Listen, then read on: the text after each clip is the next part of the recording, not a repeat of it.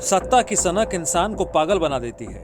Gangster Sunil लाठी को सत्ता की सनक का भूत सवार हुआ तो राजनीति में अपनी पैठ जमाने के लिए अपने परिवार को चुनावी मैदान में उतार दिया। गैंगस्टर सुनील लाठी ने अपने पिता को 2 बार और अपनी मां को 3 बार नगर पंचायत का चेयरमैन बनवा दिया। लाठी का राजनीति में कद बड़ा हुआ तो उसने ख्वाब सजाने शुरू किए। जिला पंचायत अध्यक्ष और विधानसभा तक पहुंचना चाहा, लेकिन बदलती सरकारों ने उसके अरमानों पर पानी फेर दिया।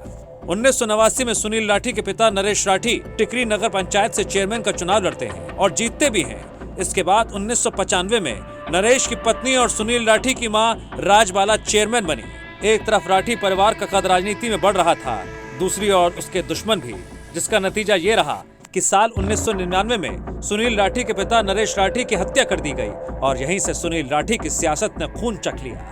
कुछ समय बीता कि दौर आया, साल 2000 का फिर से नगर पंचायत के चुनाव हुए।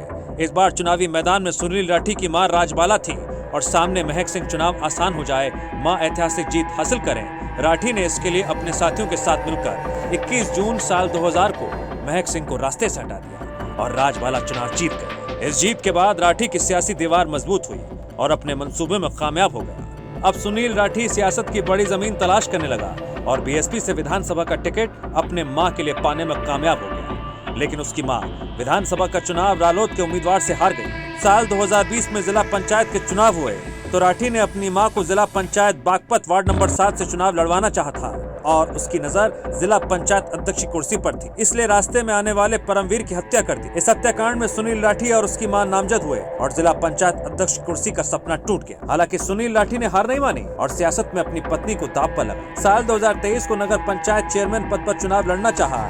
जब उसकी पत्नी दीपाली लाठी नामांकन पत्र भरने कलेक्ट्रेट पहुंची तो नामांकन कक्ष से पीठासीन अधिकारी भाग खड़े हुए और दीपाली लाठी का नामांकन पत्र दाखिल नहीं हो सका और सुनील लाठी का सपना अधूरा रह गया।